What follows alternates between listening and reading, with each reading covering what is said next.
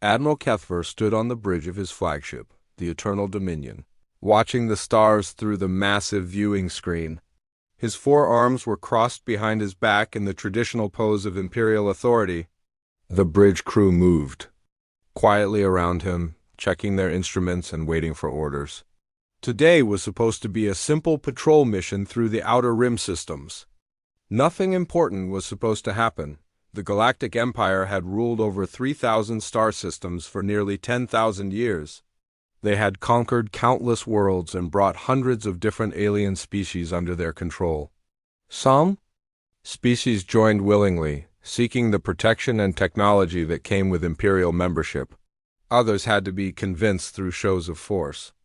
Most fell somewhere in between, accepting Imperial rule when they realized resistance was pointless.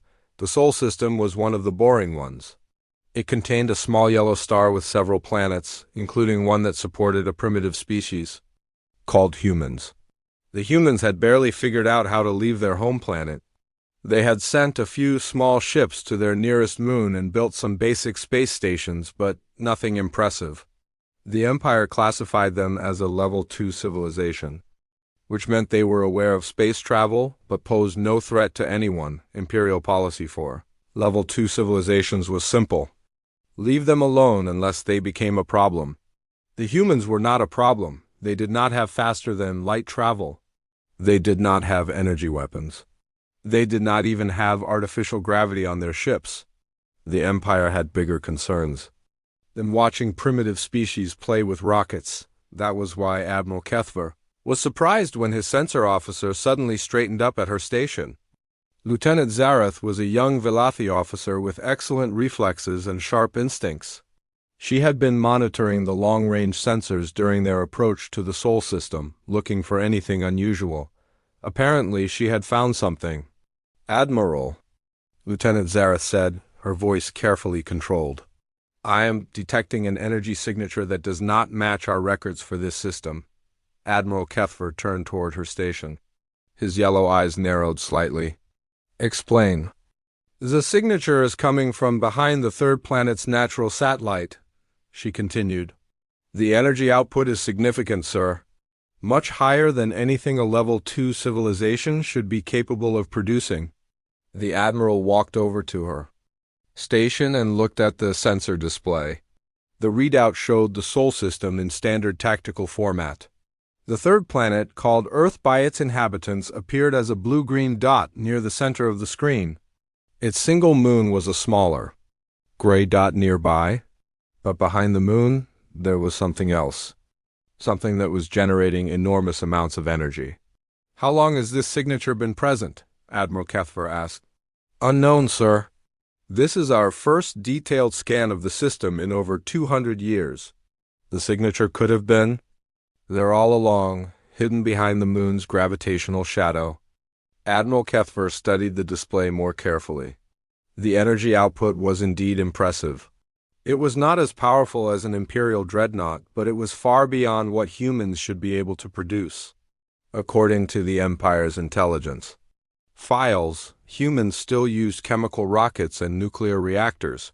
This energy signature suggested something much more advanced. "Could it be natural?" the Admiral asked. "Some kind of stellar phenomenon?" Lieutenant Zareth shook her head. "Negative, sir. The pattern is too regular. This is definitely artificial, and sir, there is something else. The signature appears to be moving slightly, as if the source is a mobile object rather than a fixed installation." The Admiral considered this information. The Empire had seen many strange things in its long history. Sometimes primitive species found ancient artifacts left behind by more advanced civilizations. Sometimes they got lucky and made scientific breakthroughs ahead of schedule, but this felt different. The energy signature was too sophisticated, too well hidden. "Order the fleet to maintain current distance," Admiral Kethver commanded. "Send out probe drones for a closer look. I want to know what we are dealing with before we proceed." The bridge crew immediately began implementing his orders. 3. Small probe drones launched from the Eternal Dominion and began moving toward the mysterious energy source. The drones were equipped with advanced sensors and stealth technology. They could get close to almost anything without being detected. As the probes approached Earth's moon, the sensor readings became even more puzzling. The energy source was definitely artificial, but it was using technology that the Empire did not recognize. The power output suggested some kind of massive spacecraft, but the design signatures were completely unknown. "Admiral," Lieutenant Zareth called out, her voice now showing clear excitement. "The probes are detecting a solid object. It appears to be a spacecraft of enormous size, much larger than any human vessel on record." "How large?" the Admiral asked. "Preliminary estimates suggest a length of over 15 kilometers, sir." "That would make it larger than most Imperial cruisers." Admiral Kethver felt a chill run down his spine. 15 kilometers was indeed impressive. The Empire's largest ships were typically around 20 kilometers long, and those were rare dreadnoughts reserved for major military operations. The idea that primitive humans had somehow built something of comparable size was disturbing. "What about weapon signatures?" he asked. "That is the strange part, sir. The probes are not detecting any conventional weapons. No energy cannons, no missile tubes, no kinetic bombardment systems. But there are massive energy conduits running throughout the vessel, and some kind of field generators that we cannot identify." The Admiral studied the tactical display as more information came in from the probes. The mysterious ship was sleek and angular, with smooth curves that suggested advanced materials science. Its hull appeared to be made from some kind of dark metal that absorbed most sensor beams. Even the Empire's best scanning technology was having trouble penetrating its surface. "Sir," Lieutenant Zareth continued, "there is something else. The ship appears to be completely powered down except for minimal life support and stealth systems. It is as if it is hiding, waiting for something." "Admiral," Kethver made a decision. This discovery was too important to handle with a simple patrol fleet. Whatever the humans had built or found, it represented a significant change in the balance of power in this region of space. The Empire needed to know more, and they needed to respond appropriately. "Send an immediate message to Imperial Command," he ordered. "Priority 1 classification. Inform them that we have discovered evidence of advanced technology in the Sol system. Request immediate reinforcement by a full battle group." The communications officer began composing the message while Admiral Kethver continued to study the sensor data. The more he looked at the mysterious ship, the more questions he had. How had the humans acquired such advanced technology? Was this an isolated case, or were there other hidden surprises in the system? Most importantly, what were the humans planning to do with it? The Empire had encountered hidden weapons before. Sometimes primitive species found ancient battleships left over from long-dead civilizations. Sometimes they developed secret research projects that produced unexpected results. But those cases usually involved species that were already close to achieving faster than light travel. The humans were nowhere near that level of development, at least according to Imperial intelligence. "Admiral," the tactical officer called out, "I am detecting movement from the human space stations around the third planet. It appears they are aware of our presence." Admiral Kethver was not surprised. Imperial ships were large and hard to hide, especially when they were actively scanning a system. The humans had probably detected them as soon as they entered the outer edge of the Sol system. The question was whether the humans would see their arrival as a threat or an opportunity. "Any hostile actions?" the Admiral asked.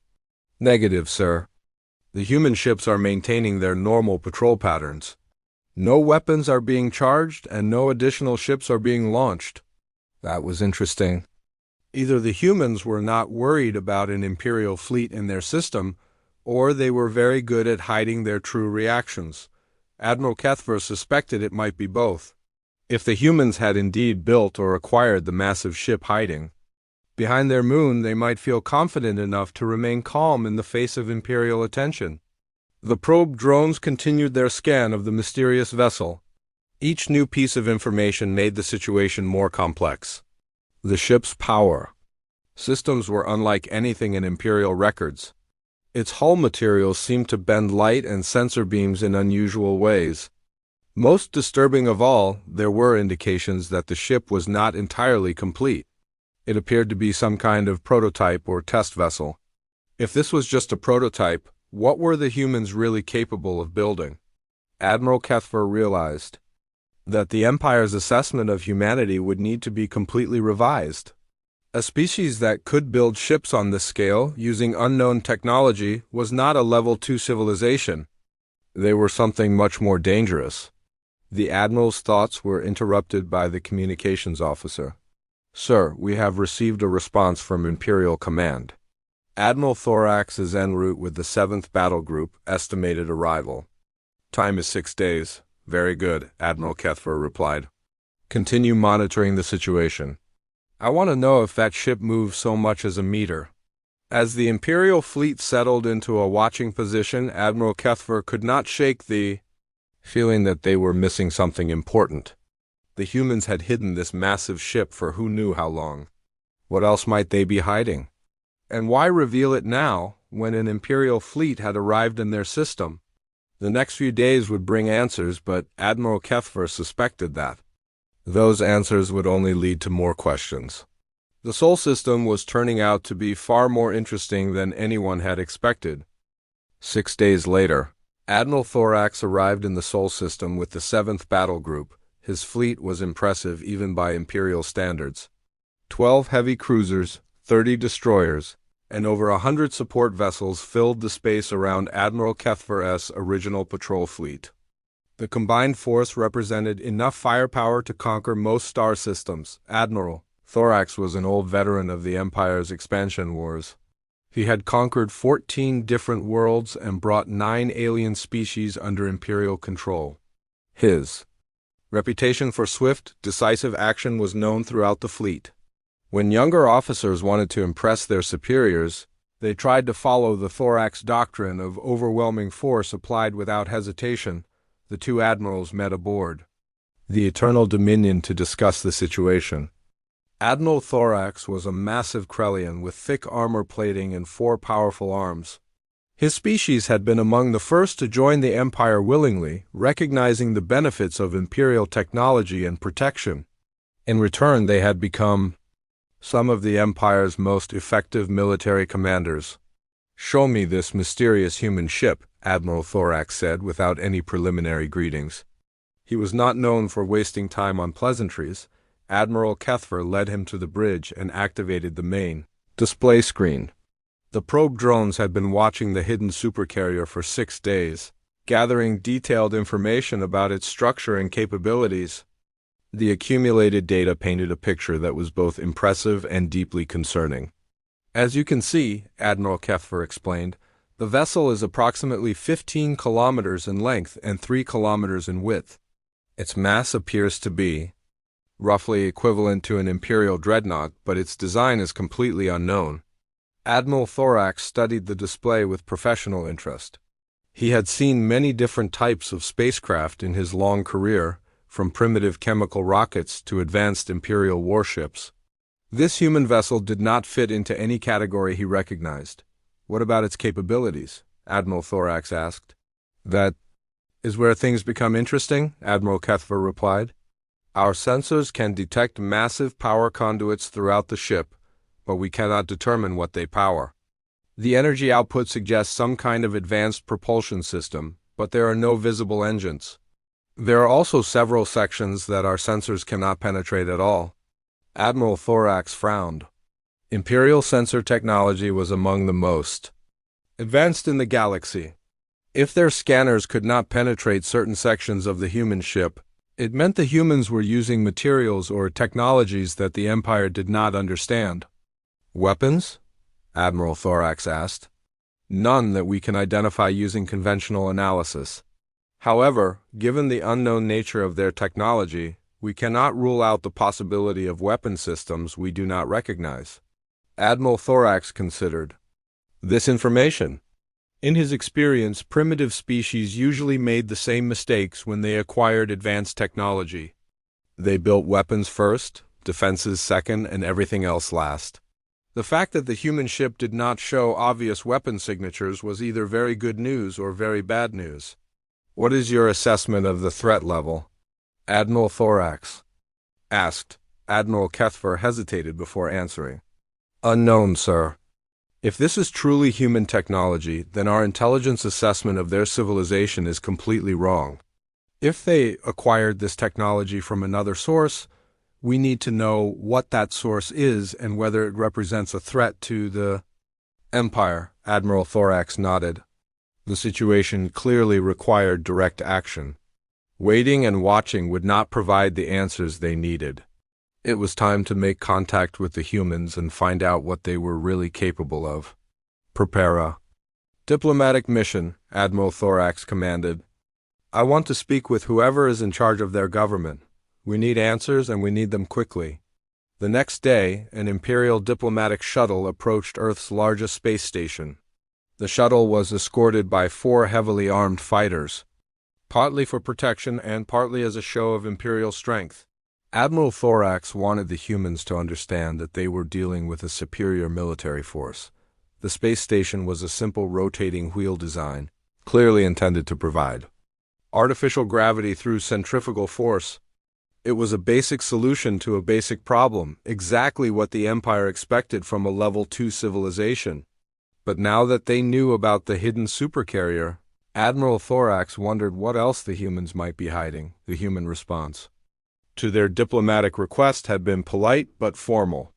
They agreed to meet with Imperial representatives, but they insisted that the meeting take place on their space station rather than aboard an Imperial ship. Admiral Thorax found this mildly irritating, but he agreed. Showing flexibility could help build trust, and trust might lead to honest answers. The Imperial delegation consisted of Admiral Thorax himself, 2 junior officers, and a diplomatic translator. They were met at the station's docking bay by a small group of humans led by a woman wearing what appeared to be a military uniform. She was tall and lean, with short gray hair and sharp blue eyes that seemed to take in every detail of their appearance. Welcome to Alpha Station, the woman said in accented but clear Imperial standard. I am Admiral Sarah Chen of the Earth Defense Force. Thank you for accepting our invitation to meet here. Admiral Thorax was immediately impressed by several things. First, the humans had learned Imperial Standard, which suggested they had been monitoring Imperial communications for some time. Second, their leader was a military officer rather than a civilian politician, which suggested they took the Imperial presence seriously. Third, she had called it an invitation rather than a demand, which showed diplomatic skill. I am Admiral Thorax of the Imperial 7th Battle Group, he replied formally. We are here to discuss recent discoveries in your system that require clarification. Admiral Chain smiled politely. Of course, please follow me. We have prepared a conference room where we can speak privately.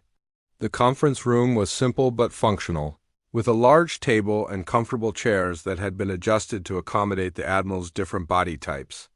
Admiral Chun gestured for the Imperial delegation to sit, then took her own seat across from them. I assume you want to ask about our research vessel, Admiral Chun said without waiting for Admiral Thorax to begin. Her directness caught him off. Guard? Research vessel? Admiral Thorax asked. The ship behind our moon, Admiral Chun explained calmly. I imagine your sensors detected it as soon as you entered the system. We have been monitoring your probe drones for the past week. Admiral Thorax exchanged glances with his officers. The humans had been watching them watch the hidden ship. This suggested either very good sensor technology or very good intelligence gathering capabilities, possibly both.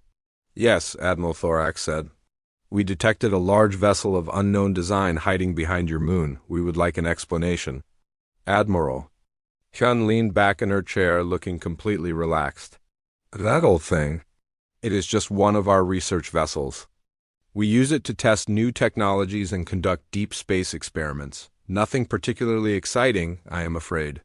Admiral Thorax stared at her. Just one of their research vessels? The ship they had detected was larger than most Imperial cruisers. If the humans considered it nothing particularly exciting, what did their actual warships look like? This research vessel, Admiral Thorax said carefully, is quite large for a species that has only recently achieved basic spaceflight. Admiral Chun smiled again. Oh, we have been working on space technology for much longer than most people realize. Humans are very good at solving problems when we put our minds to it. Sometimes we surprise even ourselves with what we can accomplish. There was something in her tone that made Admiral Thorax uncomfortable. She was not acting like a representative of a primitive species facing a superior military force. She was acting like someone who held cards that she had not yet revealed. Perhaps you could give us a tour of this research vessel, Admiral Thorax suggested. The Empire is always interested in learning about new technologies. Admiral Chun considered this request for a moment. I am afraid that would not be possible. The research vessel is currently undergoing some very delicate experiments that could be disrupted by outside interference. However, I would be happy to show you some of our other facilities. Other facilities? Admiral Thorax asked. Certainly, Admiral Chun replied. If you are interested in human technology, I could provide you with coordinates to our main shipyard. It would give you a much better idea of what we are capable of producing. Admiral Thorax felt a chill run down his spine. Main shipyard? If the massive ship behind the moon was just a research vessel, what would they find at humanity's main production facility? That would be very educational, Admiral Thorax said, trying to keep his voice neutral.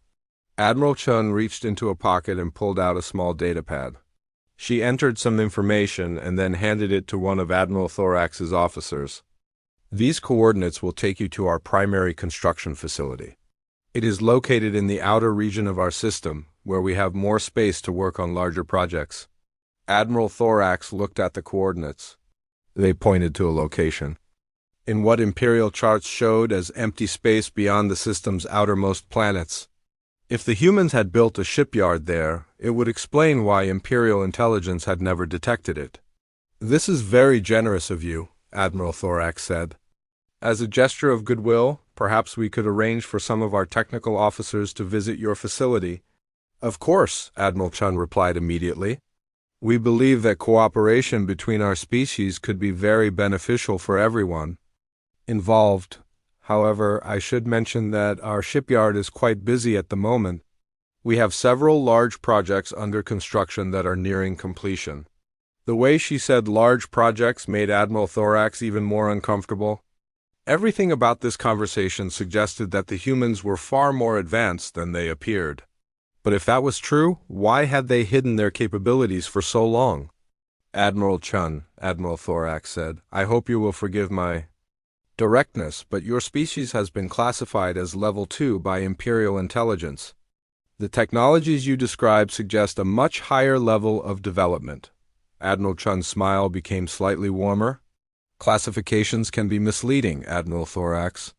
Sometimes it is better to let people make their own assumptions rather than correcting them unnecessarily. That statement sent alarm bells ringing in Admiral Thorax's mind. The humans had deliberately allowed the Empire to underestimate their capabilities. But why? What were they planning?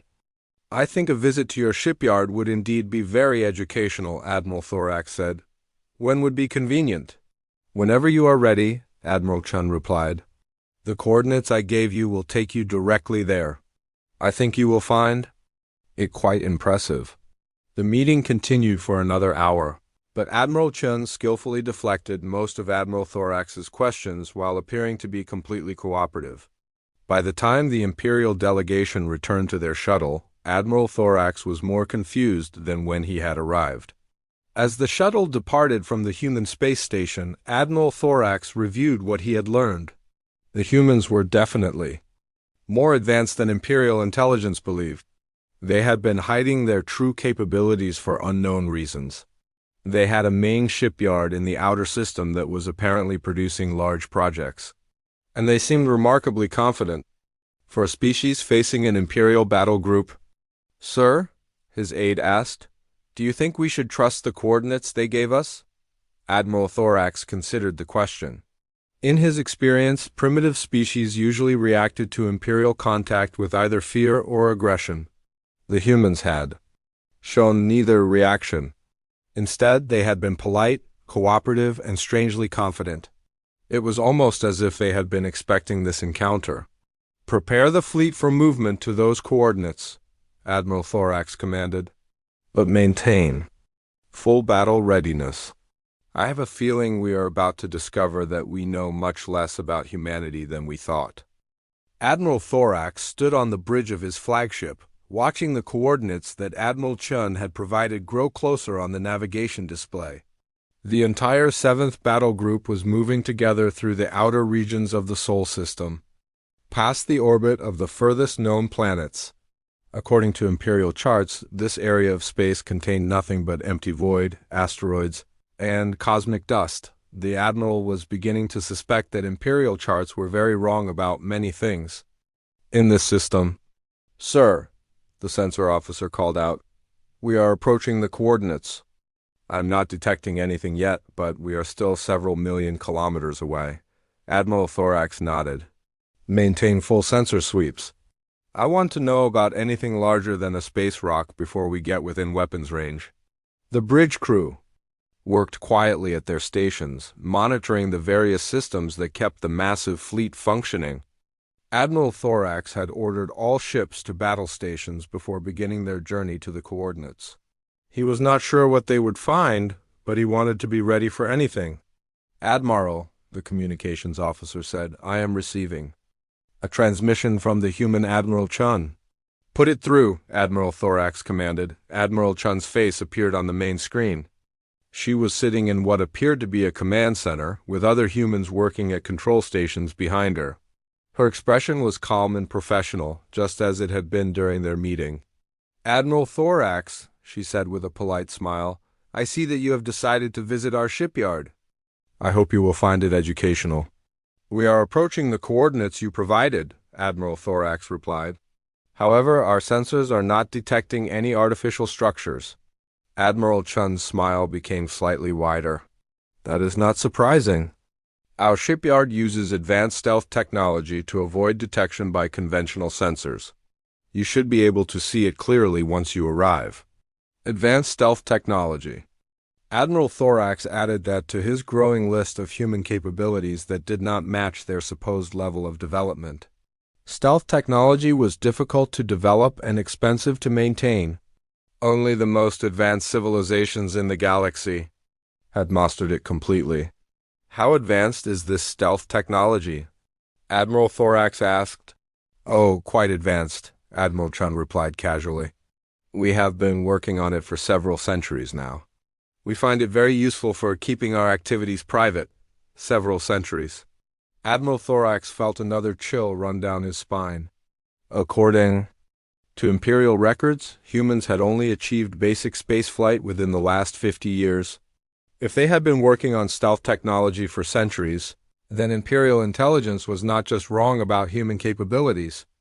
It was completely backwards. "Admiral Chun," Admiral Thorax said carefully, "how long has your species possessed faster than light travel?" Admiral Chun paused for a moment, as if considering how much to reveal. "Longer than you might think, Admiral.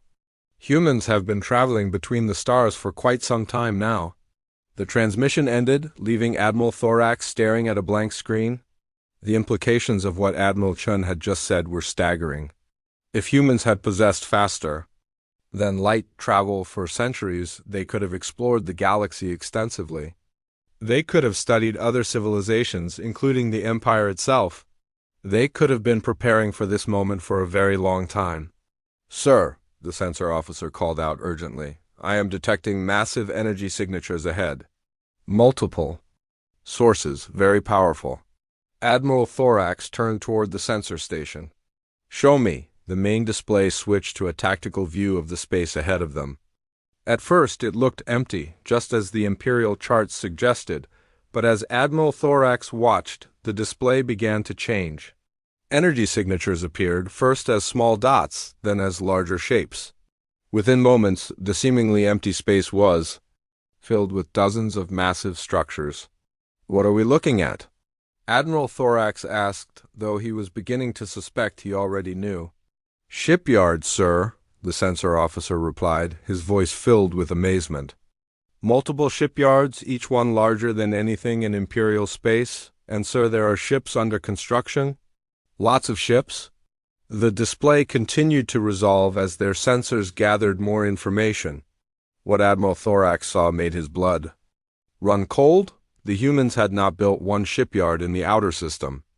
They had built an entire industrial complex that dwarfed anything the Empire had ever constructed. Dozens of massive construction platforms floated in organized formations, each one surrounded by partially completed spacecraft. The ships under construction were enormous, some even larger than Imperial dreadnoughts. Stranger still, many of them seemed to be using design principles that Admiral Thorax did not recognize. Sir, the tactical officer said, I am detecting movement. Multiple ships are approaching our position. Hostile movement? Admiral Thorax asked. Unknown, sir. The ships are not displaying weapons, but their design is completely unfamiliar. They appear to be using some kind of propulsion system that does not match any known technology. Admiral Thorax watched as the human ships approached. They moved smoothly through space without any visible engines or exhaust trails. Their hulls were sleek and dark, seeming to bend light around them in strange ways. Most disturbing of all, they moved in perfect formation, as if controlled by a single mind. How many ships? Admiral Thorax asked. Difficult to determine, sir. Our sensors are having trouble getting accurate counts. The estimate is somewhere between 50 and 200 vessels. Admiral Thorax realized that his fleet was potentially outnumbered by an unknown factor. Worse, the human ships were using technology that the Empire did not understand. In his long military career, Admiral Thorax had learned that unknown technology was usually bad news for whoever was facing it. Sir, the communications officer said, I am receiving another transmission from Admiral Chun. Put it through. Admiral Chun's image appeared again, but now she was clearly on the bridge of a spacecraft rather than in a ground-based command center. The bridge around her was unlike anything Admiral Thorax had ever seen, with holographic displays and control systems that seemed to respond to her thoughts rather than her touch. Welcome to our primary construction facility, Admiral Thorax, she said, her tone still polite but now carrying an undertone of something that might have been amusement. I hope you are finding it as impressive as I promised. Admiral Thorax looked at the tactical display, which now showed the full scope of the human industrial complex. The construction platform stretched across millions of cubic kilometers of space. The ships under construction numbered in the hundreds. And somewhere, among all those structures, an unknown number of completed human warships were moving to surround his fleet. This is quite impressive, Admiral Thorax admitted. How long have you been building all of this? Oh, we started construction several hundred years ago, Admiral Chun replied casually. Humans are very good at long-term planning when we need to be. We prefer to be prepared for any situation that might arise. Admiral Thorax felt the pieces of a very large puzzle beginning to fall into place. The humans had not recently acquired advanced technology. They had possessed it for centuries. They had not been hiding from the galaxy by accident. They had been deliberately concealing their true capabilities while they prepared for something.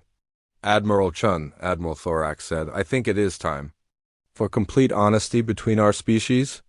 What exactly are you preparing for? Admiral Chun's expression became more serious. Admiral Thorax, the galaxy is a dangerous place. The Empire has conquered many worlds and enslaved many species. Some civilizations prefer to be ready to defend themselves rather than hope for the mercy of conquerors. The words hit Admiral Thorax like a physical blow. The humans were not just more advanced than the Empire had believed. They were actively preparing to resist Imperial expansion. Worse, they had been preparing for centuries, which meant they knew exactly what they were doing. You view the Empire as a threat, Admiral Thorax stated. The Empire has made itself a threat to any species that values independence, Admiral Chun replied. We have watched you conquer world after world for over 1,000 years. We decided long ago that we would not allow Earth to become another Imperial colony. Admiral Thorax looked around his bridge, seeing the worry on his officers' faces. They were beginning to understand what he had already realized. The Imperial fleet was not in a position to threaten humanity. Humanity was in a position to threaten them. "Sir," the sensor officer called out, "the human ships have completely surrounded our formation. One count at least 150 vessels, possibly more. They are maintaining a respectful distance, but they could close to weapons range." Very quickly, Admiral Thorax turned back to the communications screen. Admiral Chin was watching him with an expression of calm patience, as if she was waiting for him to reach an obvious conclusion. "What do you want from us?" Admiral Thorax asked. "Nothing complicated," Admiral Chun replied. "We want the Empire to understand that humanity is not a primitive species that can be conquered or bullied. We want you to take that message back to your superiors. And we want to demonstrate that we are serious about defending ourselves and any other species that asks for our help." As if responding to some unspoken signal, the space around the Imperial fleet began to change. More human ships appeared, materializing out of what had seemed like empty space. These were not the sleek vessels that had first approached them. These were massive warships, bristling with weapons and energy systems that made Imperial dreadnoughts look like children's toys. "How many ships do you have?" Admiral Thorax asked, though he was not sure he wanted to know the answer. "In this system, several thousand," Admiral Chung replied. "Throughout the galaxy? Well, that would be telling, wouldn't it?" Admiral Thorax stared at the tactical display as more and more human ships continued to appear. Each one was larger and more advanced than anything in the Imperial fleet. Each one represented technology that the Empire did not understand and could not match. "You have been infiltrating Imperial space," Admiral Thorax said. It was not a question. "We have been exploring the galaxy for a very long time," Admiral Chun confirmed. "We find it useful to keep track of what our neighbors are doing. Knowledge is the best defense against unpleasant surprises." Admiral Thorax realized that everything he thought he knew about the balance of power in the galaxy was wrong. The Empire was not the dominant force he had believed it to be. Humanity had been watching, learning, and preparing while the Empire conquered primitive worlds and enslaved helpless species. "What happens now?" Admiral Thorax asked. Admiral Chun smiled, but there was no warmth in it. "Now, Admiral, you have a choice to make. You can return to Imperial space with the knowledge of what you have seen here. You can report to your superiors that humanity is not what it appears to be, or you can try to fight us and discover just how outmatched you really are." Admiral Thorax looked at his tactical display one more time. The Imperial fleet was completely surrounded by human ships that outnumbered them at least 10 to 1. Each human ship was more advanced than anything the Empire could field. Fighting would not be a battle. It would be a massacre. "I think we will choose the first option," Admiral Thorax said. "A wise choice," Admiral Chun replied. "However, there is one more thing you should see before you leave. Consider it a final demonstration of human capabilities." The space around then began to ripple and fold in ways that hurt to look at.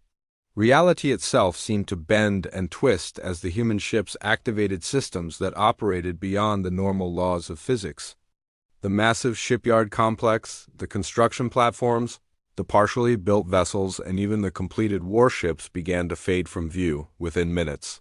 The space that had been filled with the largest industrial complex Admiral Thorax had ever seen appeared completely empty once again. The human fleet had vanished without a trace, leaving only empty void and the memory of what had been there moments before. "Impressive, isn't it?" Admiral Chin's voice said from the speakers, though her image was no longer visible on the screen. "Space is very large, Admiral Thorax. There is room for many secrets, and humans are very good at keeping secrets." Admiral Thorax stood in silence, staring at the empty space where moments before he had seen the true power of humanity revealed. The implications were staggering, and he was only beginning to understand them. Admiral Thorax stood in the silence of his bridge, staring at the empty space where moments before he had witnessed the most advanced military installation he had ever seen. His officers looked around nervously, unsure of what to do or say. The Tactical displays showed nothing but empty void, as if the massive human shipyard had never existed at all. "Sir," the communications officer said quietly, "Admiral Chun is requesting permission to beam aboard our ship." Admiral Thorax almost laughed at the absurdity of it.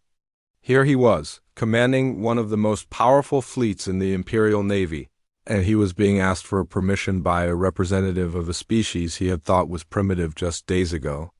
But the laughter died in his throat when he realized the true meaning of the request. "Beam aboard?" Admiral Thorax asked. "They have teleportation technology?" "It appears so, sir," the communications officer replied. "She says she would like to have a private conversation with you before you return to Imperial space."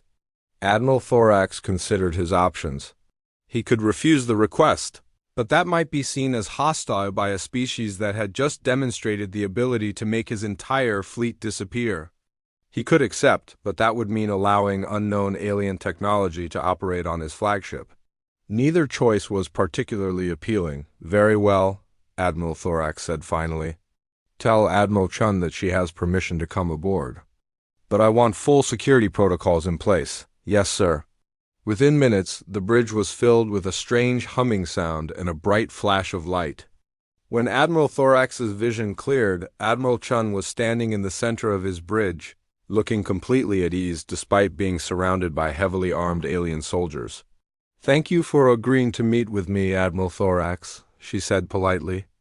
"I hope you will forgive the dramatic entrance. Our transportation technology takes some getting used to." Admiral Thorax gestured for his security team to lower their weapons. There was no point in threatening someone who had just demonstrated the ability to appear anywhere she wanted at any time. "Please, Admiral Chun," Admiral Thorax said, "join me in my private office. I believe we have much to discuss." Admiral Thorax's office was located just behind the main bridge, separated by a heavy blast door that could protect the command center in case of emergency. As they walked through the door, Admiral Thorax noticed that Admiral Chun was studying every detail of his ship's construction and technology. Her eyes missed nothing. "Please sit," Admiral Thorax said, gesturing to a chair that had been designed for human-sized visitors. Admiral Chun sat down and looked directly at him with those sharp blue eyes that seemed to see everything. "I imagine you have many questions about what you have seen today." "That would be an understatement," Admiral Thorax replied. "I think it would be fair to say that everything my species believed about yours has been proven completely wrong." Admiral Chun nodded. "That was intentional, Admiral Thorax. For over 1,000 years, humanity has been watching the galactic empire expand across the galaxy. We have seen how you treat species that resist your expansion. We have seen how you enslave entire worlds and strip them of their resources. We decided very early that we would not allow that to happen to Earth." Admiral Thorax leaned back in his chair, processing what she was telling him. "You have been watching us for 1,000 years? Since your first contact with the Altarian Republic," Admiral Chun confirmed. "We observed your conquest of their homeworld. We studied your tactics and your technology. We learned everything we could about how the Empire operates. The Altarian Republic had been conquered over 900 years ago. If the humans had been watching since then, they had observed the Empire's expansion from its very beginning.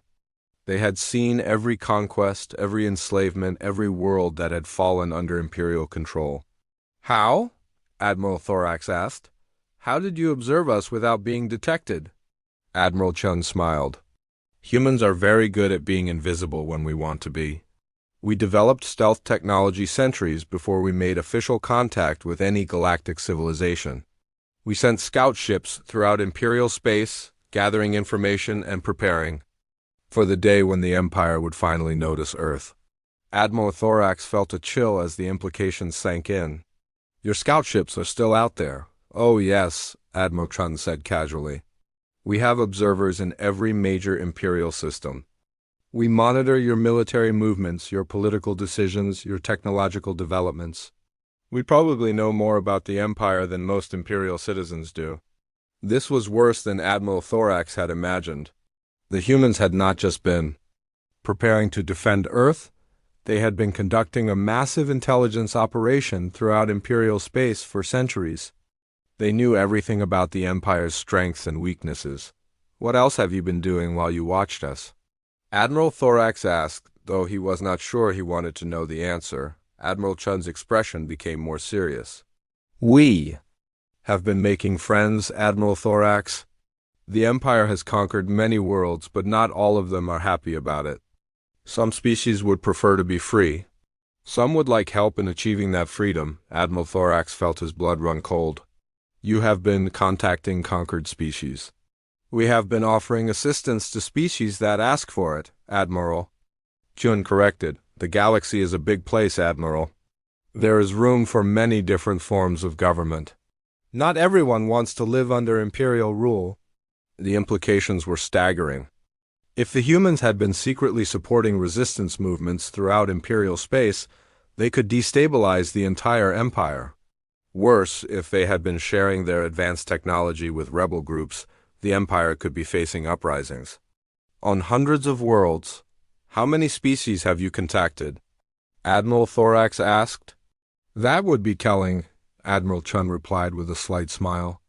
"Let us just say that humanity believes in the right of all intelligent species to determine their own destiny.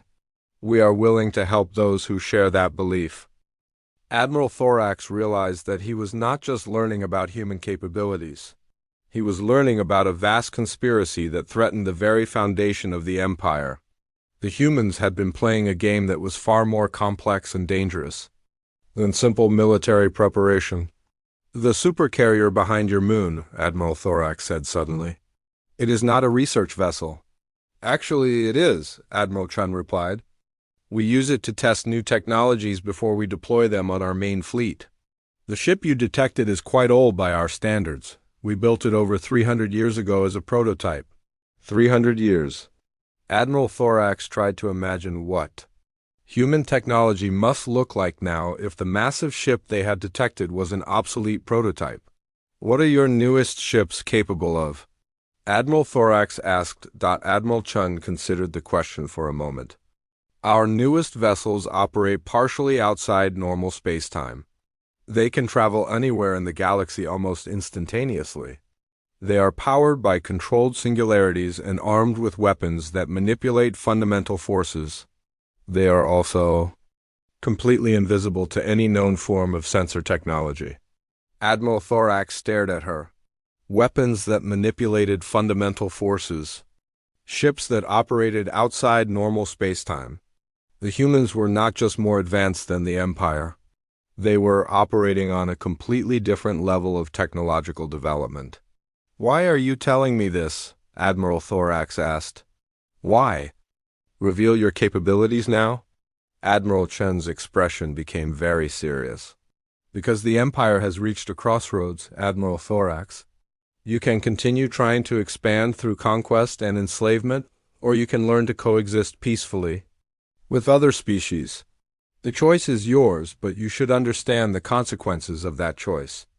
You are threatening the Empire." "I am informing the Empire," Admiral Chun corrected. "Humanity has spent centuries preparing for this moment. We have the technology to defend ourselves and our allies.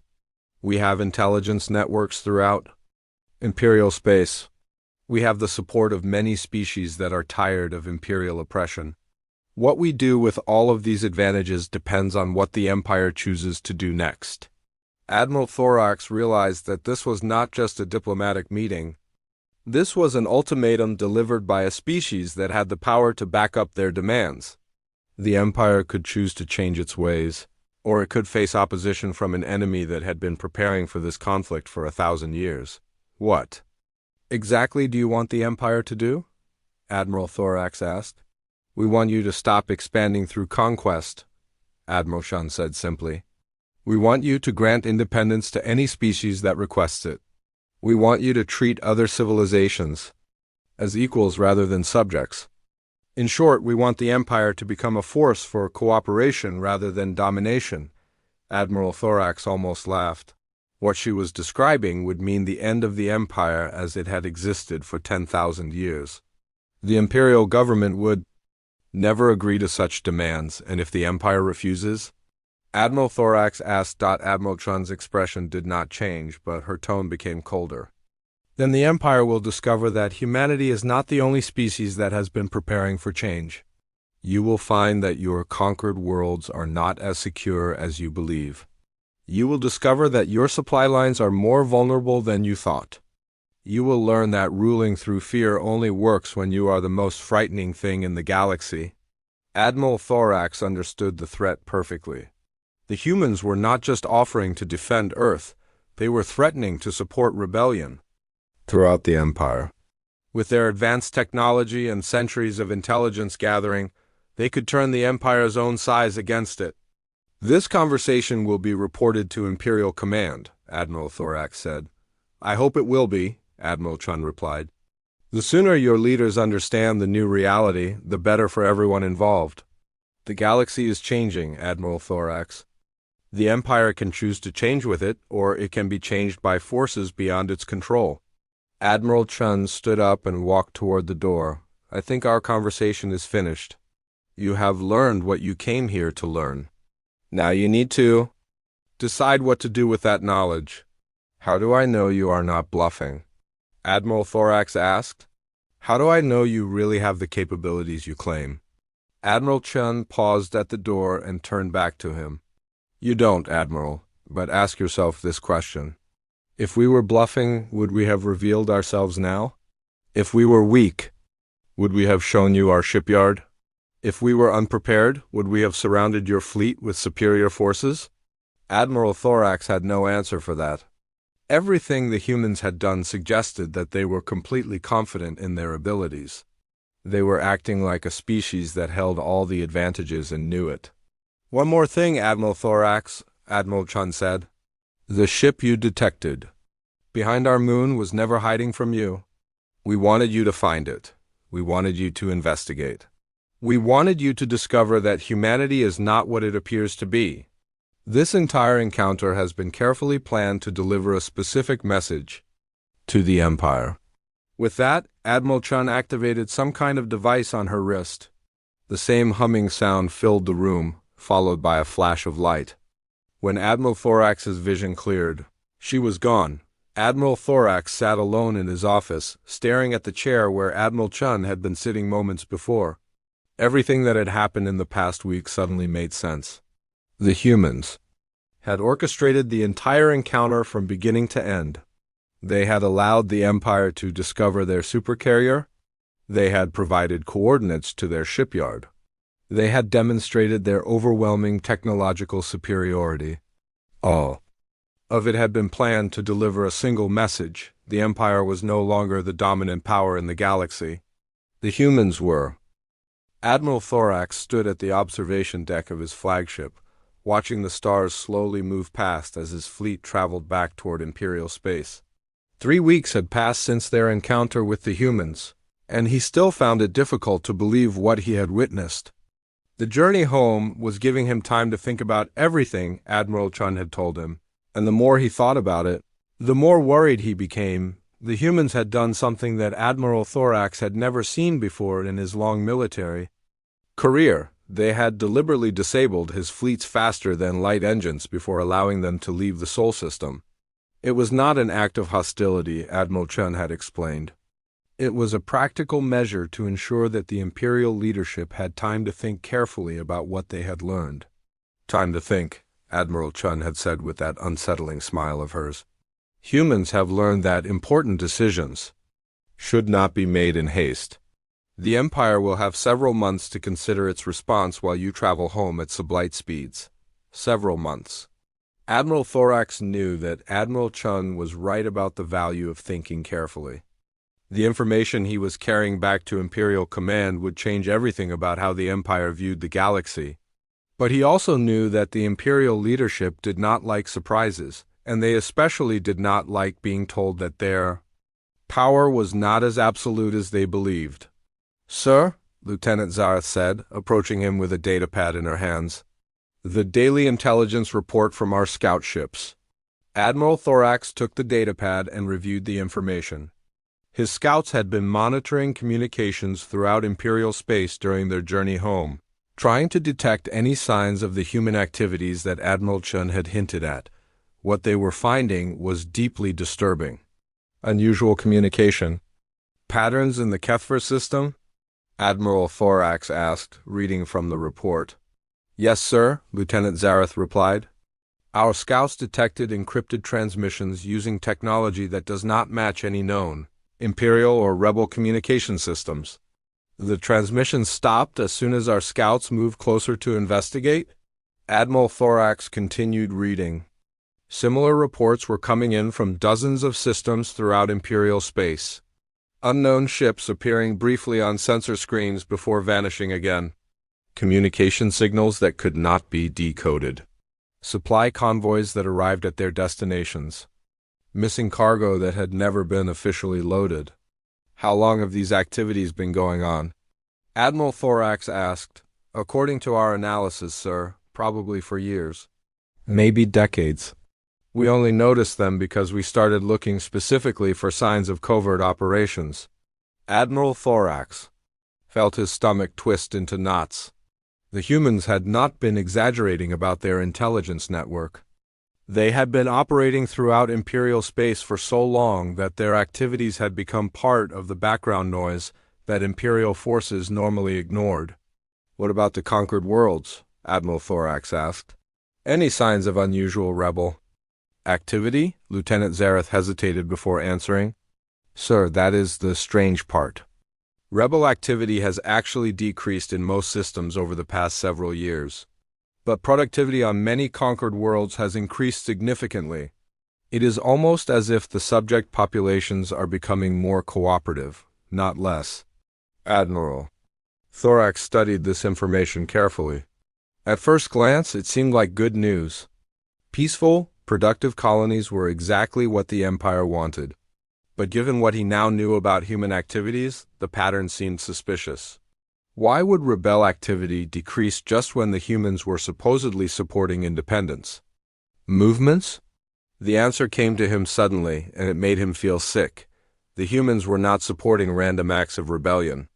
They were organizing resistance movements, training them, and preparing them for coordinated action. The decrease in rebel activity was not a sign of success for the Empire. It was a sign that the rebels were becoming more disciplined and more dangerous. Lieutenant, Admiral Thorax said, I want you to prepare a special intelligence report.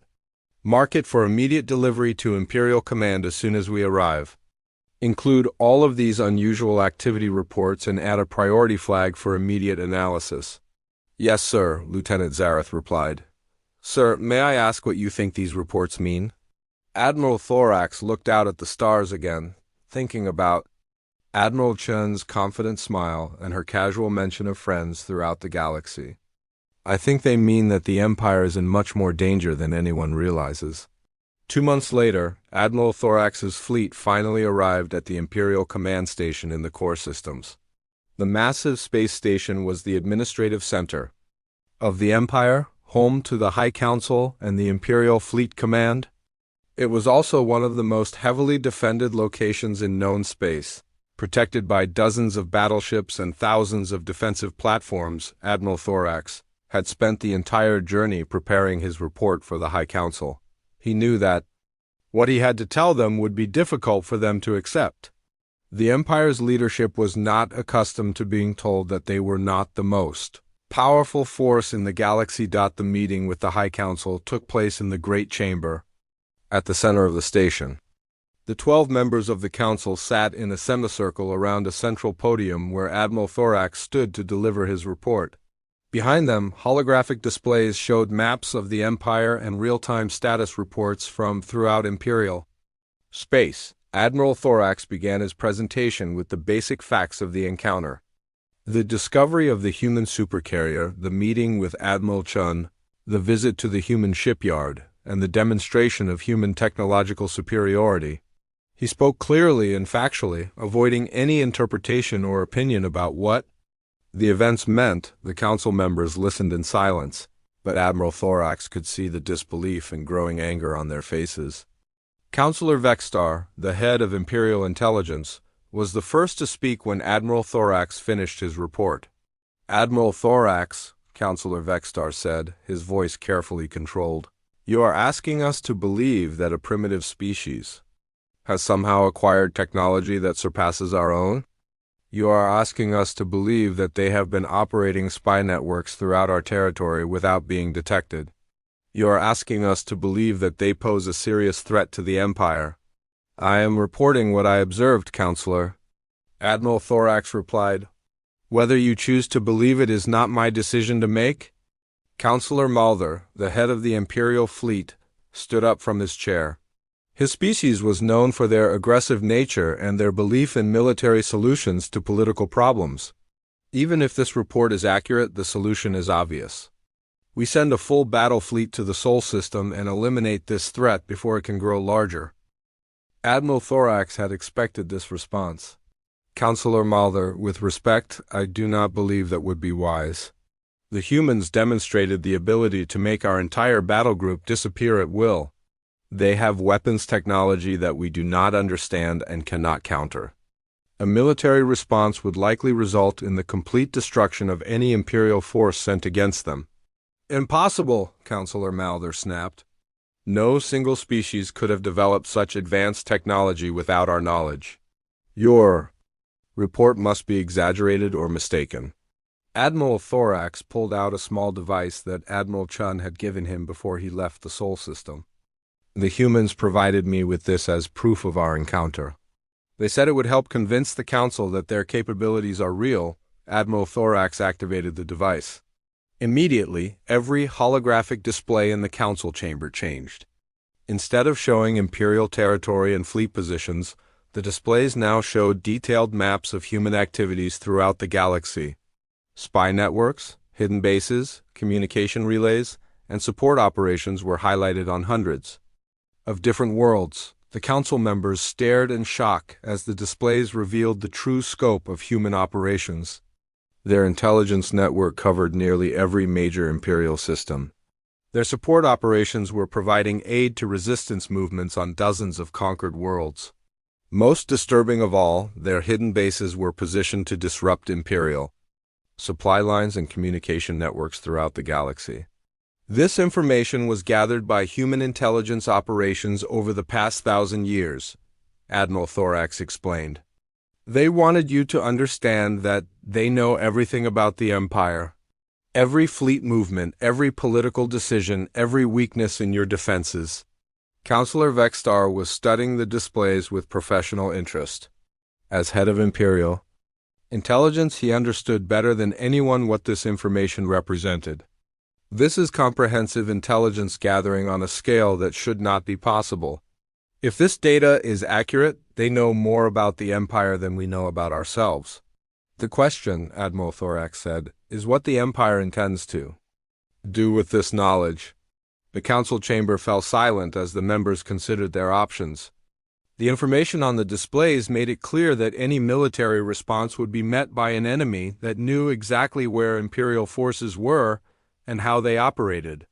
The humans had spent centuries preparing for this moment, and they held every advantage. Finally, High Counselor Zareth, the leader of the Council, spoke. "Admiral Thorax, what exactly did the humans demand from the Empire?" "They want the Empire to stop expanding through conquest," Admiral Thorax replied.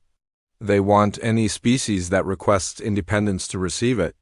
They want the Empire to treat other civilizations as equals rather than subjects."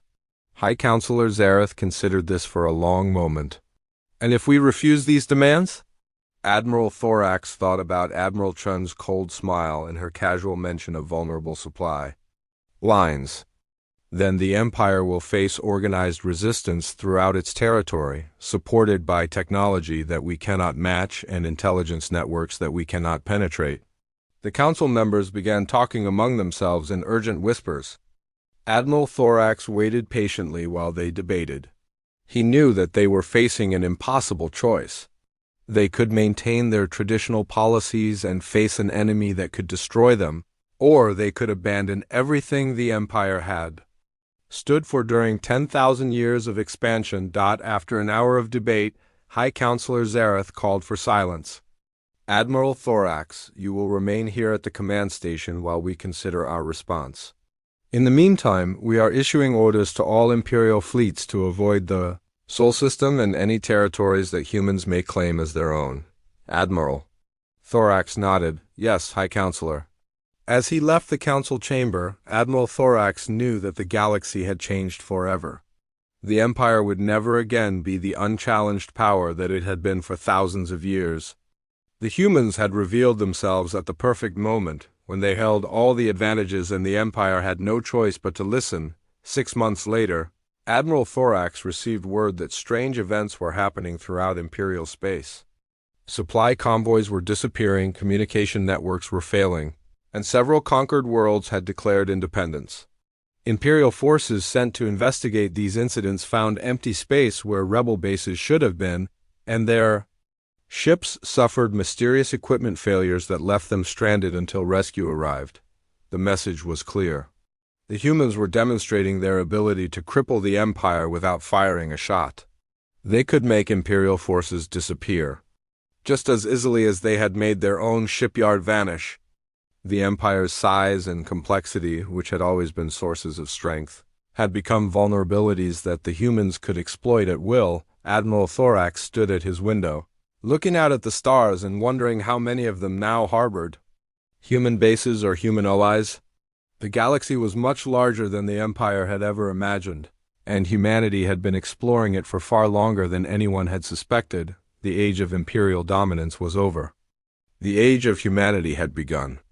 And the species that had once dismissed humans as primitives were now learning that sometimes the most dangerous enemies were the ones who remained hidden until they were ready to reveal themselves.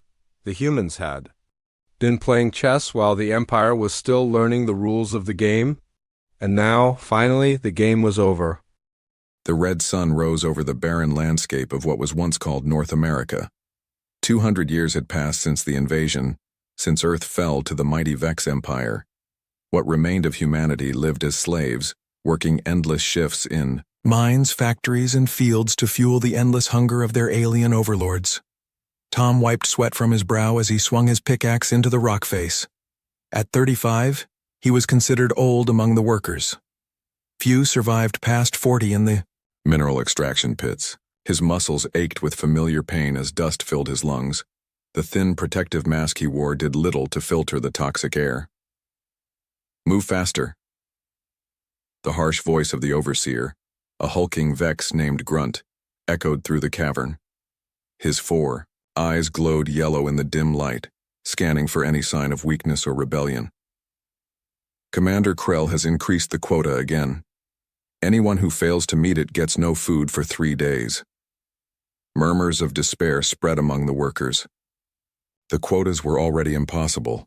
Many would starve in the coming weeks. Keep quiet and work, whispered Mark, Tom's closest friend. The guards are watching. Above them, hovering security drones recorded their every movement, equipped with stun weapons that could drop a human in seconds. Tom had seen the drones used too many times to count.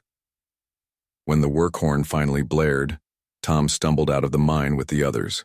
The sky had darkened with storm clouds that never seemed to bring rain anymore. The earth was dying, just like its people. The workers shuffled toward the camp, rows of metal shacks where humans were packed 10 to a room. Water rations were distributed at the central square, a thin brownish liquid that barely quenched their thirst. Look, Mark nudged Tom, pointing toward the food distribution center. It's Ray. The old man sat on a crate surrounded by a small group of children. At nearly 70, Ray was among the oldest humans alive. His continued survival was something of a mystery. Some said the Vex kept him alive as a curiosity. Tom and Mark moved closer to hear Ray's quiet voice. And so our ancestors built great ships, Ray was saying, his weathered hands moving through the air to mimic flight. Not all humans were captured when the Vex came. Some escaped to the stars, taking with them our knowledge, our history, our hope. They promised to return one day when they had found allies and built weapons strong enough to defeat our enemies. A Vex guard approached, its heavy footsteps clanking against the metal walkway. Disperse, humans. No gatherings without permission. The children scattered instantly. conditioned by fear. Ray slowly rose to his feet, nodding respectfully to the guard who sneered before moving on.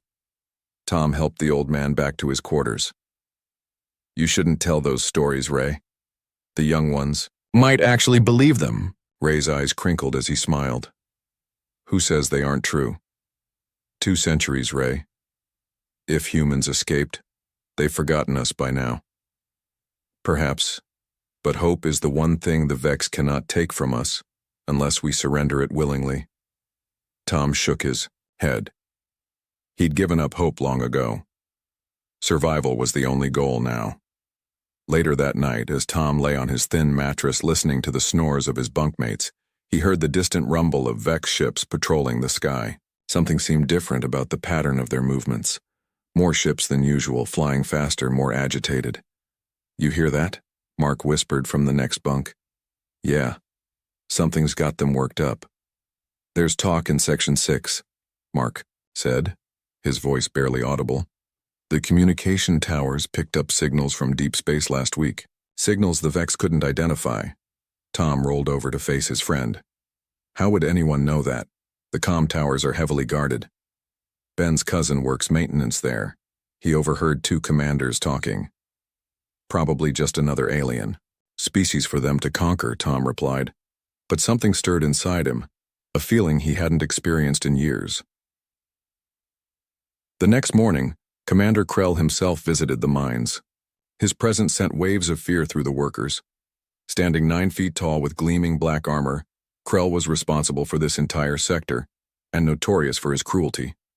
"Attention, humans." His voice boomed through the amplifiers.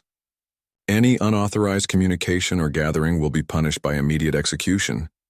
Anyone found with communication devices will be executed along with their entire living unit." That afternoon, they witnessed the consequences of these new rules. A family of 4 was brought to the central square, accused of possessing a crude radio receiver. Tom and the others were forced to watch as all 4 were executed, their bodies left in the square as a warning.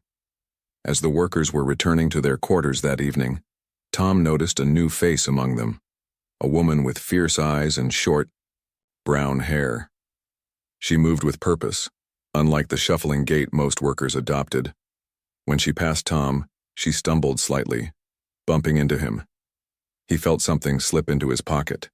"Sorry," she murmured before continuing on her way. Later, alone in a maintenance closet, Tom examined what she had given him, a small piece of paper with handwritten words. "The stories are true. They're coming. Be ready. Find me tomorrow. Ellie." Tom's heart raced as he read the note again and again before destroying it as instructed. For the first time in decades, the impossible thought formed in his mind. What if Ray's stories weren't just legends? What if help was actually coming? That night, as Tom looked up at the stars through a crack in the ceiling, he allowed himself to feel something dangerous: hope. The next morning, Tom awoke to strange atmospheric disturbances. The sky had taken on an unusual greenish tint, and the air felt charged with electricity. The Vex patrol ships moved frantically across the horizon, more numerous than he had ever seen before. "Something big is happening," Mark whispered as they lined up for the morning work assignment. "The guards are nervous." Tom nodded, his eyes scanning the crowd for the woman from yesterday, Ellie. He spotted her in the far line, her stance alert despite the early hour. Their eyes met briefly before she looked away, giving the slightest nod toward the eastern mining tunnel. 3 hours later, Tom managed to slip away from his work detail, claiming he needed to retrieve a replacement drill bit. The eastern tunnel was rarely used anymore, its resources mostly depleted. He found Ellie waiting in a small alcove hidden from the security cameras. "I wasn't sure you'd come," she said, her voice stronger than most pit workers. "Your note said, 'The stories are true.' What did you mean?" Ellie glanced around before pulling something from her pocket, a small device unlike anything Tom had seen before. "This is a receiver, not Vex technology, something else entirely." Tom stared at the sleek, metallic object. "Who are you? You're not from the pits." "I move between camps carrying messages. There's a network of us watching and waiting." She activated the device and it projected a small holographic display showing a series of dots moving across what looked like a map of their solar system. These signals started 3 weeks ago. They're getting closer. Closer to what? To Earth. Her eyes burned with intensity. The ships are coming, Tom. Just like in Ray's stories. Tom felt his chest tighten. That's impossible. Is it? The Vex are terrified. Why else would Krell himself come to oversee this backwater mining operation? Why the increased patrols? The executions? Before Tom could respond, the ground beneath them trembled. A distant boom echoed through the tunnel. What was that? Tom asked. They're testing the planetary defense systems. They've been firing at something. Ellie pocketed the device. Listen carefully. When it happens, when they arrive, there will be chaos. The Vex will try to maintain control through fear. We need to be ready to fight back.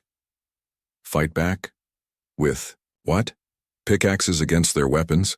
We'll have help. Ellie handed him a small communicator. Keep this hidden. I'll contact you when it's time. Tom took the device, knowing the penalty for possessing it would be death. Why me? Because Ray, trust you, and we need people the workers will follow. When Tom returned to his work detail, he found the atmosphere tense. The overseers were shouting more than usual, pushing workers beyond their limits. By midday, 3 people had collapsed from exhaustion. 1 didn't get up again. That evening, Jack, one of the younger workers, was caught stealing extra water rations. The punishment was swift and brutal. Tom watched in horror as the guards beat Jack until he lay motionless on the ground, blood pooling beneath him. Let this be a lesson, Grunt announced to the gathered workers. Order must be maintained, especially now. Tom helped carry Jack's broken body to the medical station, though they both knew there was little the overworked human doctor could do with her limited supplies. What did he mean by especially now? Tom asked the doctor as she tried to stop. Jack's bleeding. She looked around nervously before leaning closer.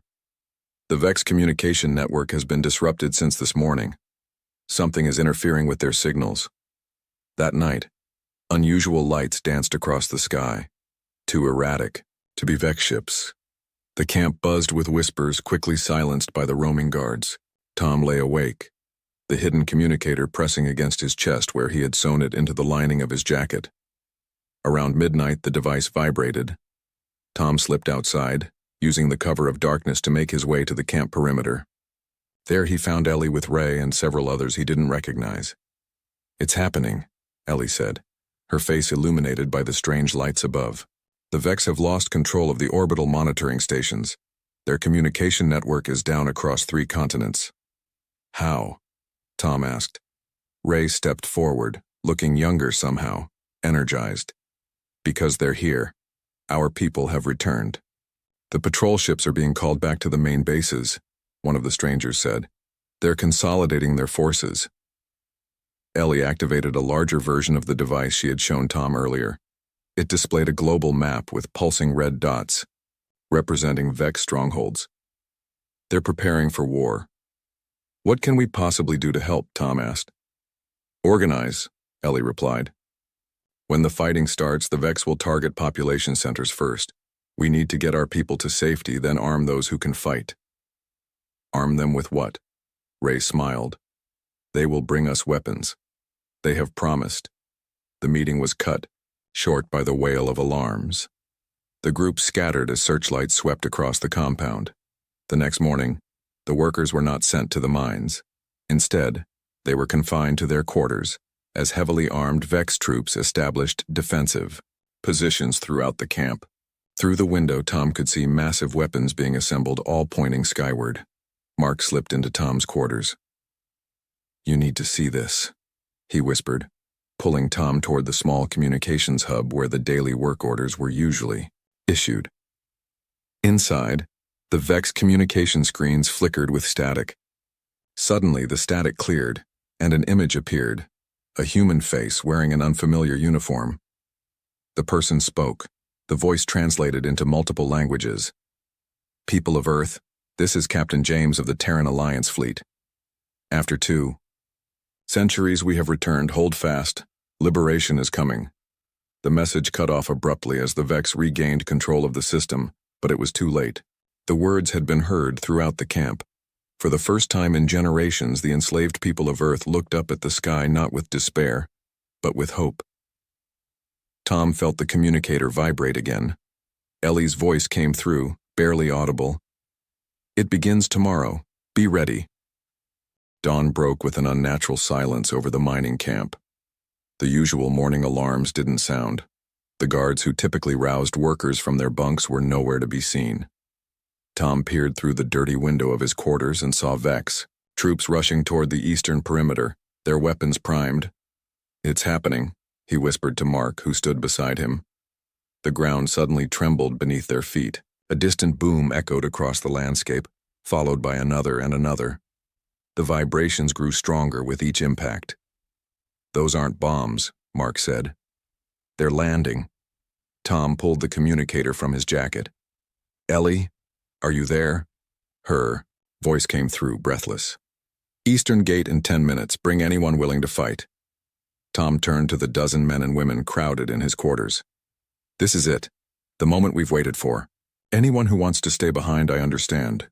Anyone who wants to fight, follow me." To his surprise, every person stepped forward. They slipped out of the building to find the camp in chaos. The few remaining Vex guards were focused on the eastern perimeter, where flashes of light indicated heavy weapon fire. The sky above had transformed into a battlefield. Massive ships like nothing Tom had ever seen engaged the smaller, insect-like Vex vessels. The alien ships were being systematically destroyed, falling from the sky in burning wrecks. "Those are human ships?" Mark asked in awe as they ran toward the eastern gate. "They must be," Tom replied, though the technology seemed far beyond anything from the stories. They reached the gathering point to find Ellie with nearly 100 other humans. She stood atop an overturned Vex transport, distributing unfamiliar weapons. "These were dropped by our allies," she explained, handing Tom a sleek, rifle-like device. "Point and think. The weapon reads basic intentions." Tom gripped the weapon, feeling it warm to his touch. A heads-up display appeared in his vision, highlighting potential targets. "The main Vex command center is our primary objective," Ellie continued. "Ray has the layout. He worked there before being sent to the mines."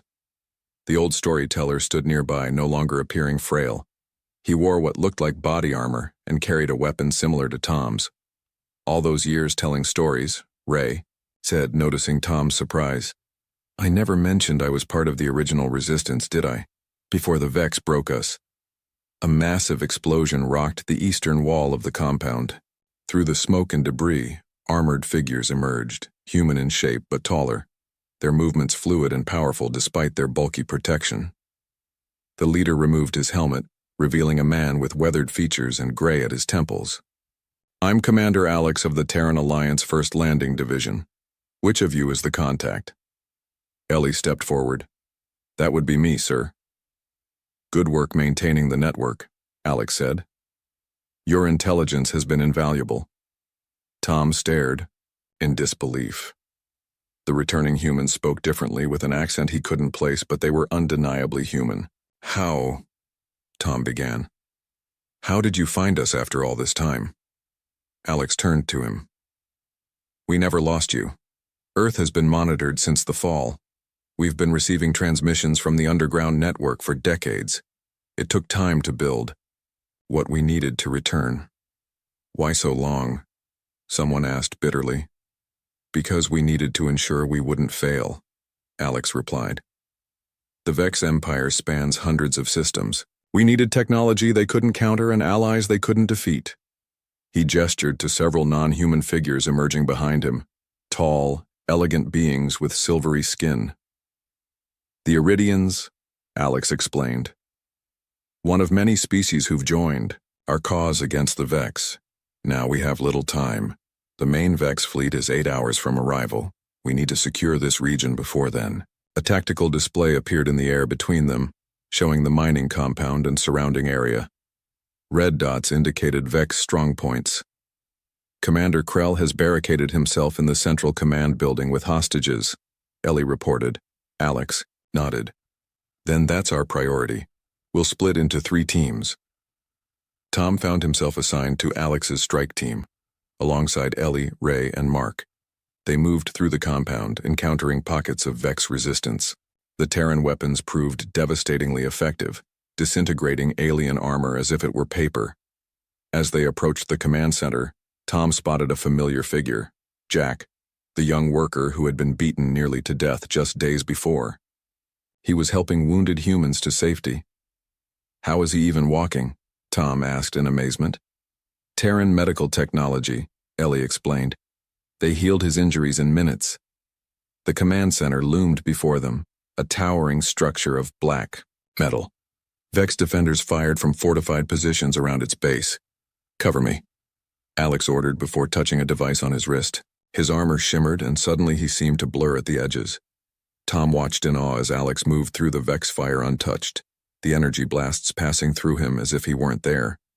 He reached the defenders and materialized fully among them, his weapon cutting them down before they could react. Phase shift technology, Ray explained, noting Tom's expression. Just one of many advancements we've made. With the outer defenses neutralized, they breached the command center. Inside, they fought their way through corridors filled with desperate Vex soldiers. Tom found that the weapon responded to his thoughts, with increasing accuracy as he grew accustomed to it. They reached the central chamber to find Commander Krell holding a human child as a shield. The massive Vex leader's 4 eyes blazed with hatred. One step closer and the young one dies, Krell hissed. Alex lowered his weapon. It's over, Krell. Your forces are defeated. The main fleet won't reach Earth in time to save you. Then I die with honor, taking human lives to the end. Krell's grip tightened on the terrified child. Tom felt his weapon grow warm, sensing his desire to save the child. A targeting solution appeared in his vision. A precise shot that would hit Krell without harming the hostage. Without hesitation, Tom fired. The energy blast struck Krell's upper shoulder, causing him to drop the child. Alex moved with blinding speed, pulling the child to safety as Ray and Ellie fired, bringing Krell to his knees. Impossible, the Vex commander gasped. Humans were broken, weak. Not anymore, Tom said, approaching the fallen alien. Outside, the sky filled with more descending ships, the second wave of the Terran Liberation Force. Through the command center's windows, Tom could see humans emerging from hiding places throughout the compound, looking up at their saviors with disbelief and growing joy. A transmission came through on all frequencies. Attention, all Earth residents. This is Admiral Wilson of the Terran Alliance Fleet. The Vex forces in your region have been defeated. For the first time in 2 centuries, you are free. Tom turned to Alex. What happens now? Now, the commander replied, we take back our home, all of it.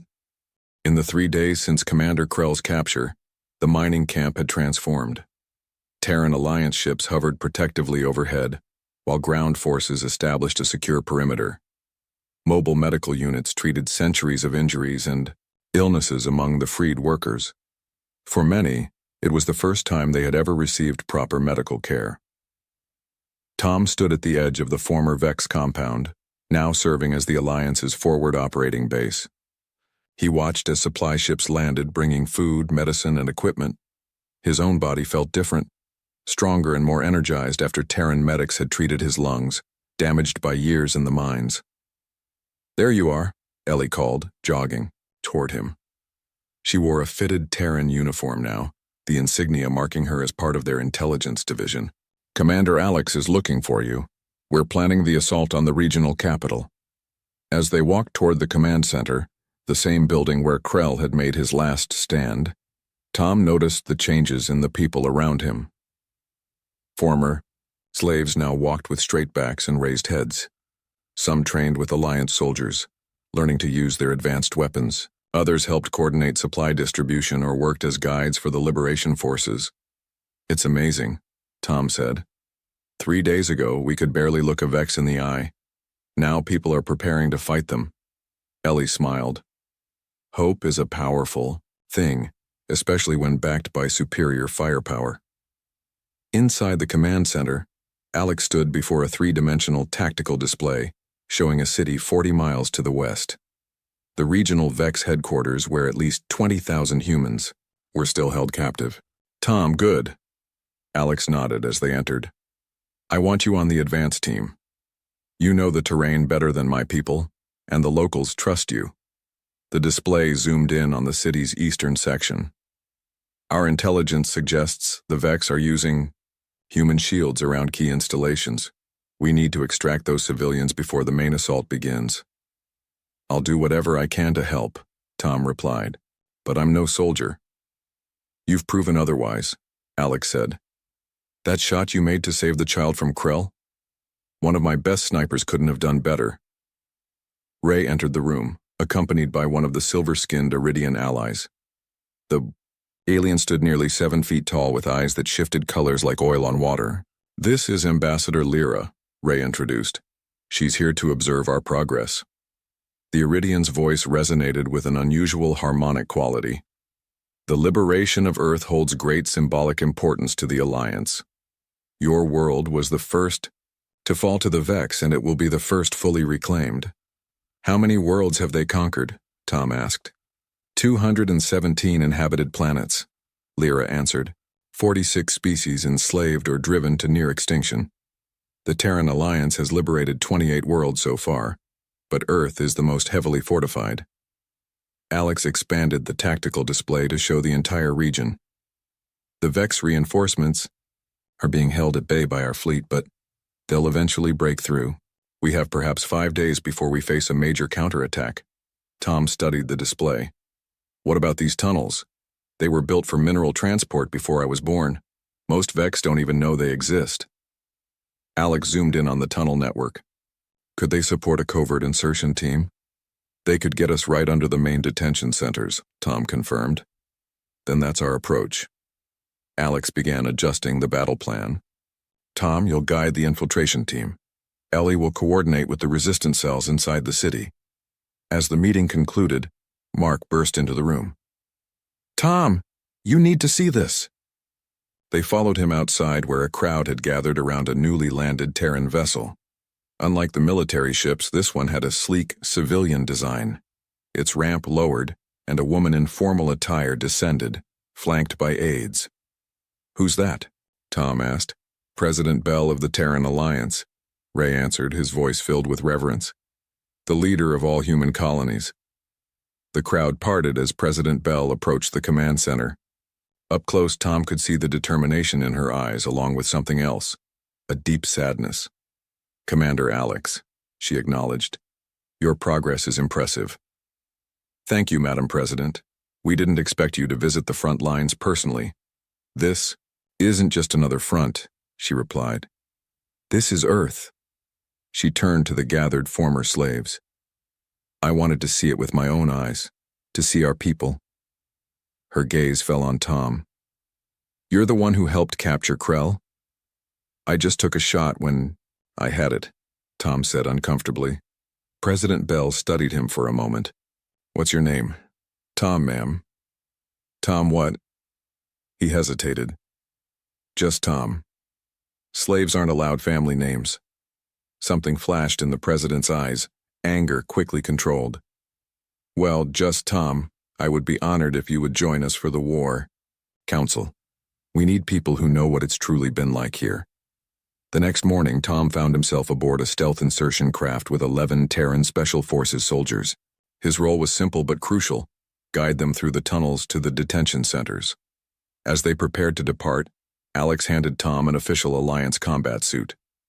This is rated for full battle conditions, Alex explained. The neural interface will enhance your reactions and provide tactical information. Tom slipped the suit on, feeling it adjust to his body. Information immediately flowed into his mind. Distance calculations, weapon status, team positions. It's overwhelming, he gasped. You'll adapt quickly, Alex assured him. The suit learns from you as much as you learn from it. The stealth craft lifted off, its advanced technology rendering it invisible to Vex sensors. It flew low over the scarred landscape toward the city. 2-minute warning, the pilot announced. Preparing for subterranean insertion. Tom studied the faces of the soldiers around him, men and women born among the stars, descendants of those who had escaped Earth generations ago. They looked both familiar and foreign, with a confidence he was only beginning to understand. "Why? Risk your lives for us?" he asked suddenly. "Your people escaped, you built new homes, new lives." The team leader, a woman named Lisa, looked at him steadily. "Because you're our people too. Earth isn't just where humans began. It's the heart of who we are. Even those of us born on distant worlds have Earth in our blood." She touched a patch on her shoulder, the old Earth symbol of a blue planet. "We never forgot. We never stopped planning to return. Everything we built, every alliance we formed, every technology we developed was for this moment. To come home and set our people free." The craft descended into an abandoned mining shaft, its lights illuminating the passage ahead. Tom felt the weight of history pressing down on him along with the stone above.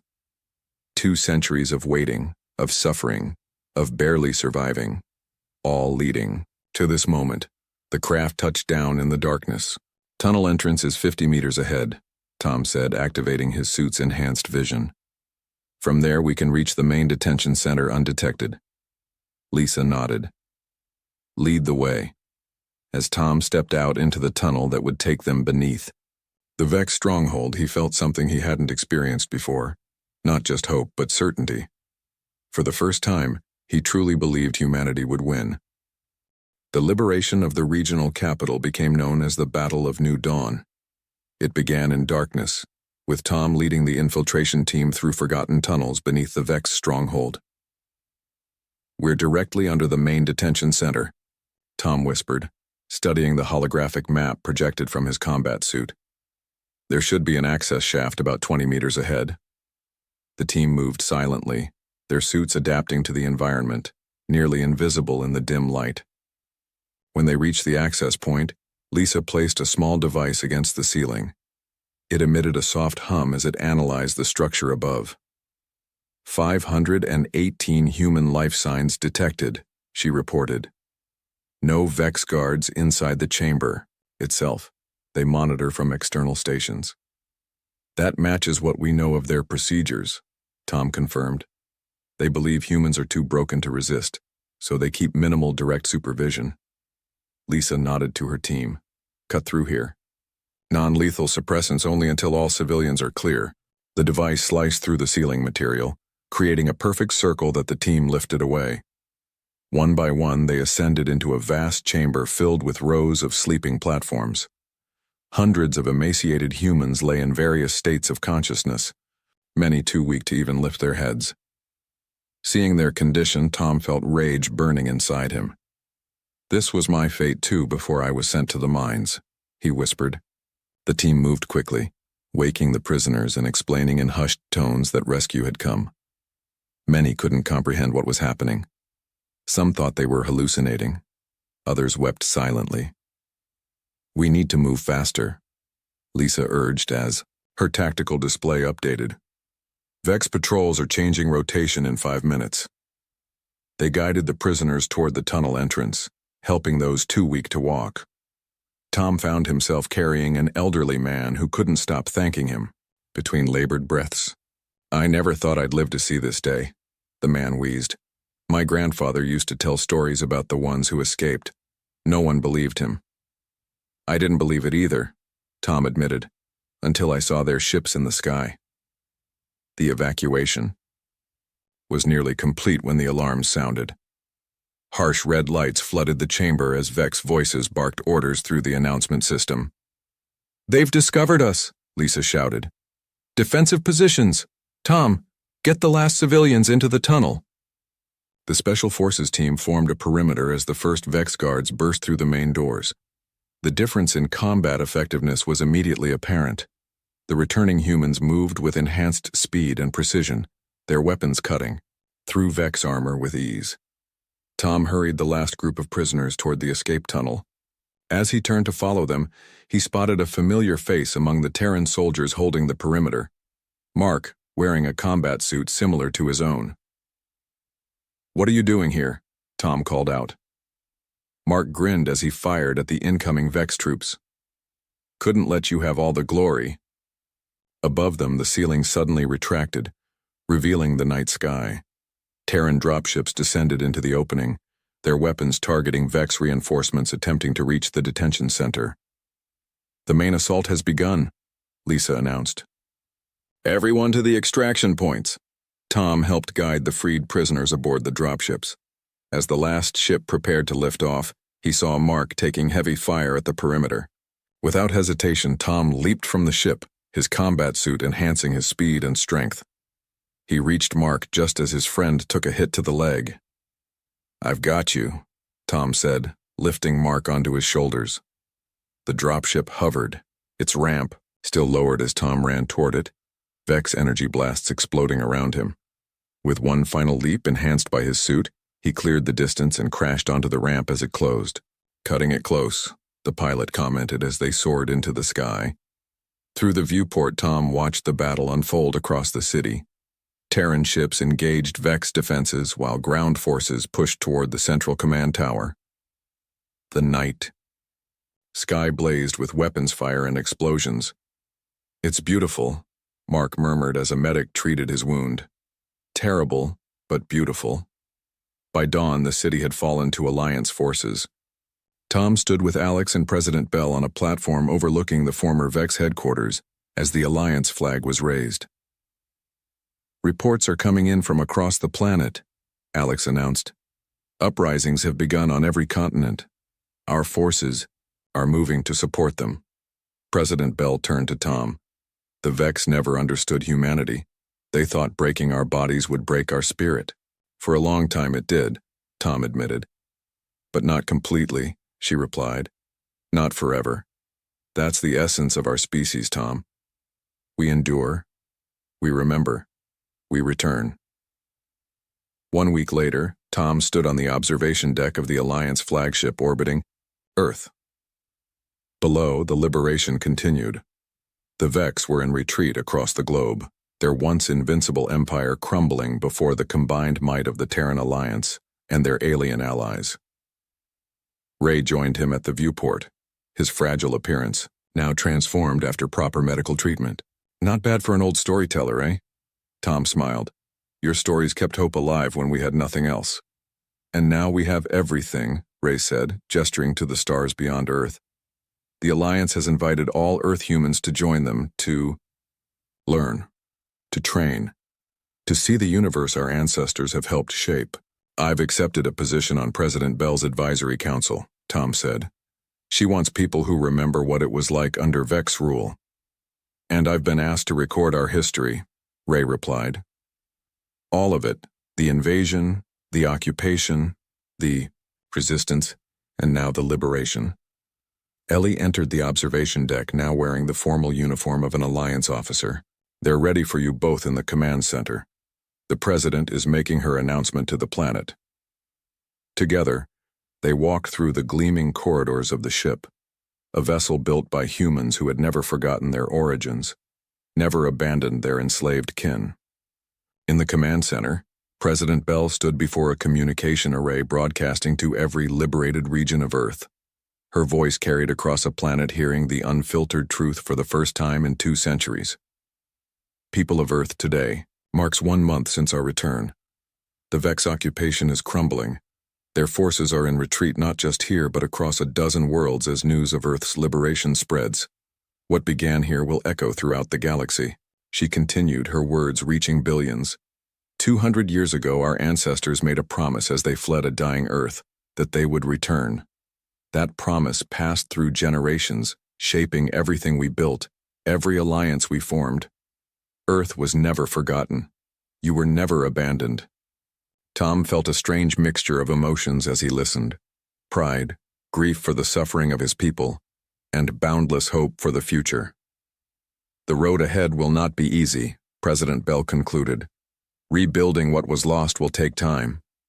Earth bears deep scars, in its land, in its people, in its very soul.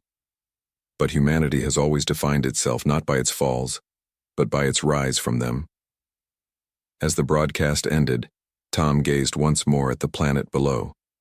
For the first time in his life, he saw not a prison but a home, not a place of suffering but of possibility. What happens now? He asked softly. Ray placed a hand on his shoulder, his eyes filled with wonder and determination. Now, my friend, we truly begin. Earth is free, and humanity, all of humanity, can finally write its own story again. Retry Claude can make mistakes. Please double-check responses.